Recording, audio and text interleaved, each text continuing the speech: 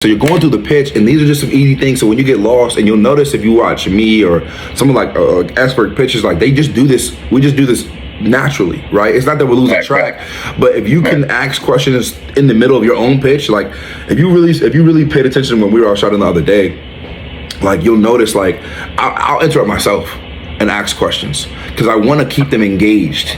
And I want to kind of stop their brain of thinking and get them, like, if I see them drifting or I see them, like, I look at them thinking about something, boom, I'm just going to throw out a question. Because if I can keep them focused on what I'm saying, right, I have control of that conversation. So that's why it's so important to not, like, when you get the steps of the pitch is obviously memorization, like we talked about.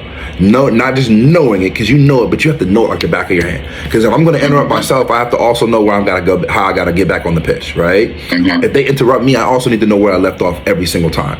But you can't do that if you don't know this like a script. And that's why I always talk about, like, we're actors memorizing a script, right? Like how, like, this part of the script is improv. Do you ever heard somebody say this? Like, he just went off the script. Because you can only do that if you know, like, what the message is. You see what I'm saying?